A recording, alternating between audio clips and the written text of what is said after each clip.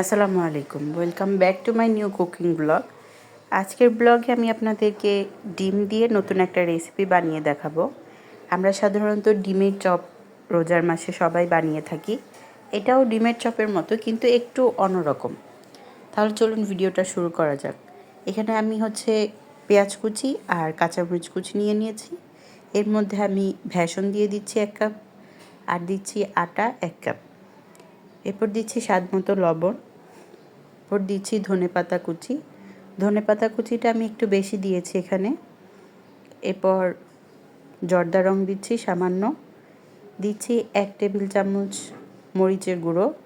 একটু ঝাল হলে এটা খেতে বেশি মজা লাগবে, তাই আমি একটু মরিচের গুঁড়ো দিয়ে দিলাম। এরপর সবগুলোকে আমি একসাথে মিক্স করে নেব।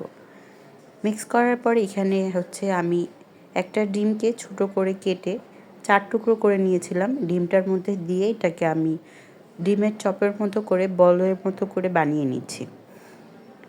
আবার আমি আপনাদেরকে একটা বানিয়ে দেখিয়ে দিচ্ছি।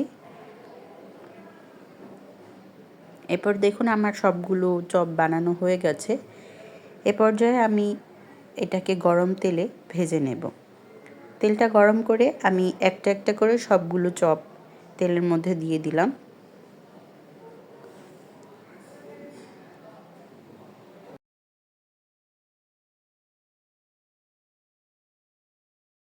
সবগুলোই আমি একসাথে গরম তেলে দিয়ে দিয়েছি। যখন এই চপগুলো লাল হয়ে যাবে, তখন আমি চপগুলো একটা একটা করে উঠিয়ে নিব। এ পর্যায়ে দেখুন চপগুলো লাল হয়ে গেছে, সুন্দর একটা কালার চলে আসছে। এবার আমি এটাকে গরম তেলের থেকে উঠিয়ে নিচ্ছি। তেলটা ঝরিয়ে আমি একটা একটা করে সব চপগুলো উঠিয়ে নেব। ডিম দিয়ে নতুন একটা রেসিপি আপনাদের সাথে শেয়ার করলাম। অবশ্যই বাসায় বানিয়ে খেয়ে দেখবেন রেসিপিটা কেমন হয়েছে। আর ভিডিওটা ভালো লাগলে অবশ্যই লাইক, কমেন্ট অ্যান্ড শেয়ার করে